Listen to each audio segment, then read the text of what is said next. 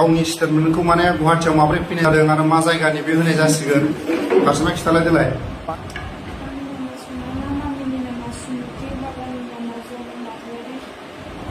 ओमफ्राय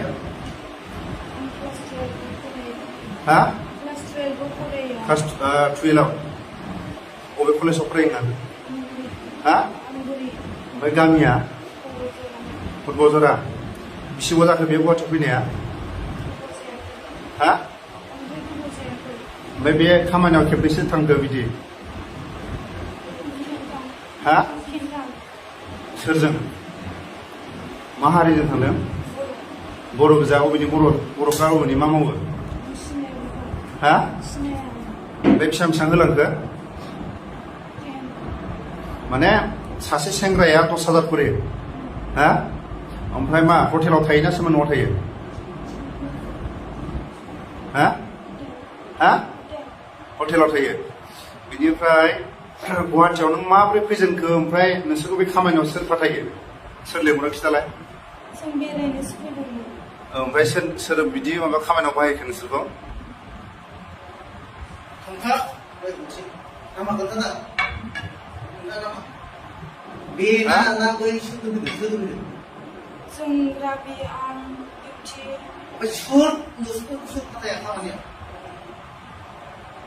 फिसा माबा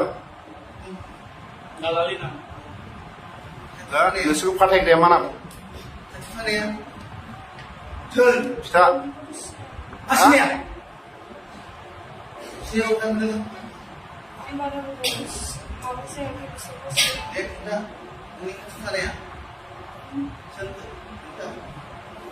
दा न'आव थांफिनना फरायगोन ना मागोन नों माला थांगोन हा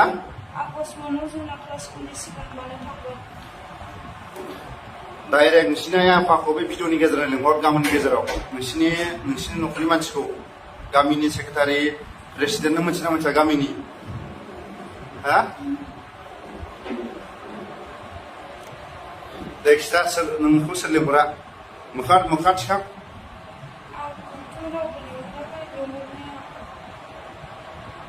ओमफ्राय बे खामानियाव नोंसोर बेरायनानै लाजिना लाजियाखै नोंसोरो हा दिनै बेसेबाङाव फैदोंमोन बेसेबाङाव होगोन होननानै लिंहरदों नोंखौ हा ओमफ्राय बेसेबां होगोन नोङो हा जायगा हटेलाव थानो होननानै लिंहरदों आरो हा सोर लिंहरनाय हा बिनि हौवाया मा नाम खिथा राज अबेनि बियो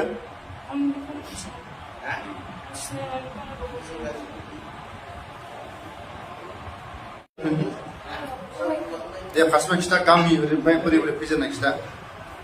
दे खिथा दे खिथा खिथा आंनि नामा जुनालि बिफानि नामा कलि ओमफ्य जोनोमाव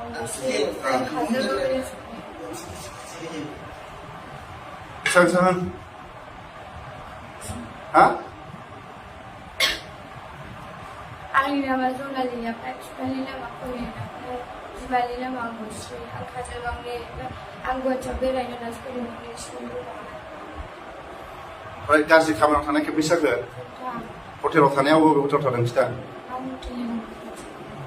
हरसे थाखायो हटेलाव नामा हा हा दसेयाव 5,000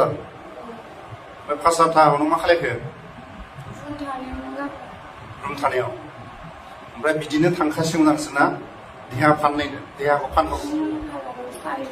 हा ओमफ्रायथ' जेनेबा नोंसोरो 5,000नि होदावबाय नालाय जेनेबा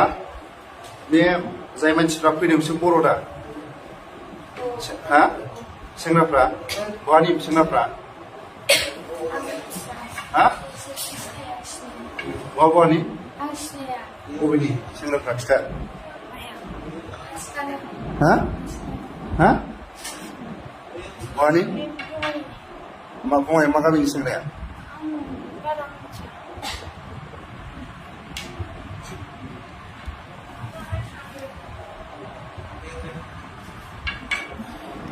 बिसोर गासिबो आरो ना माने 5,000 10,000 थाङो आरो बिसोरो 5,000 10,000 नै बुजिबाय ना 5,000 10,000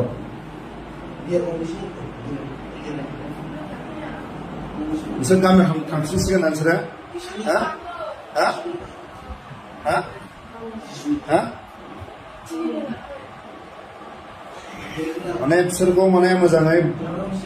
बुबासो माने खिथागोन आरो जोंहा 5,000 10,000 थाङो आरो बिसोरो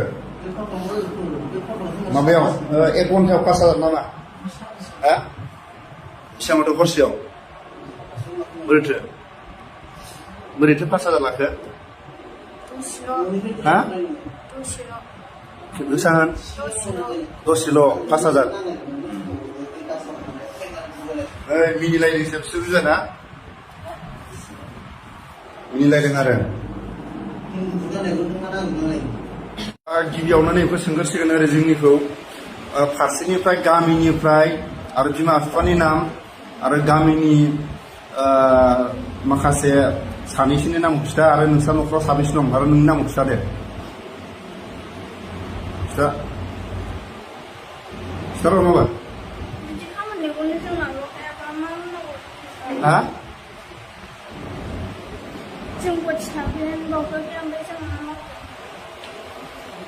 गोसा बुं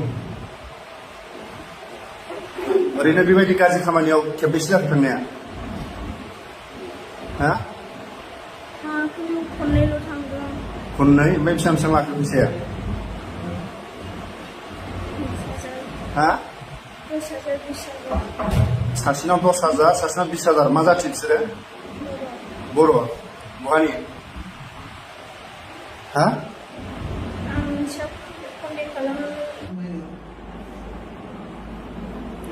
एक्स-एन-डि-बि सासन आरो मोनबावाखै लावथि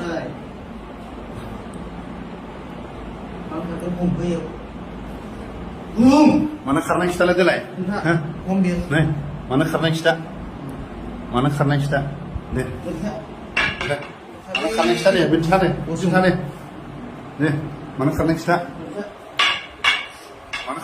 एसे मोजां खुगा मा दं दे खिथा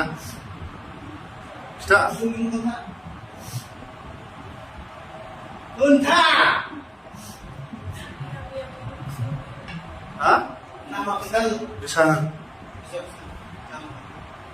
बेबो मोनगोन बेबो मोनगोन थगायग्रा थांनो थाङाखै खिथा थाङा थाङा बिसोरो थाङो दा हा थाङा थाङाखै बे खिथा बेथ' मोनखागोन दे खिथा दे थाङो दा थाङा थाङा खिथा डेन्जार बुस्थु आरो बिसोरना माने खुगा सिया माने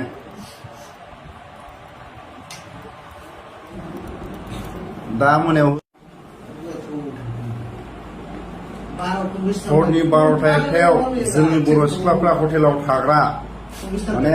दसे समावनो 5,000 10,000 बिसोरो दसे समावनो 5,000 10,000 बिसोरो जोंनि बर' नैबे बर' गथ'फोर आरो बेखौ जोङो दिनै गुवाहाटियाव थानाय एक्स-एन-डि-बिफ्रा हमनानै मोनो गासिबखौबो दा बिसोरनि बिमा बिफा दंना गैया गामि दंना गैया नै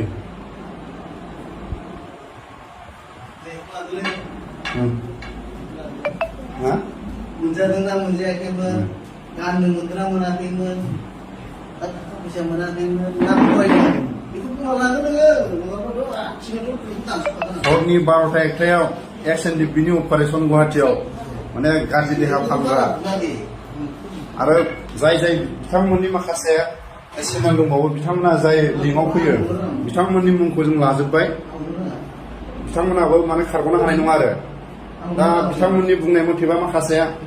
बर' राइडारफोरबो दं होननानै जों खोनानो मोनो बिथांमोननि खुगानिफ्राय आरो जायफोर बिथांमोननि माखासे साप्लाइमेन बिथांमोना माने फ्लेटआव थायो जाहैदों माने थाखा फैसा गोनां गारि गुरा गोनां नायदो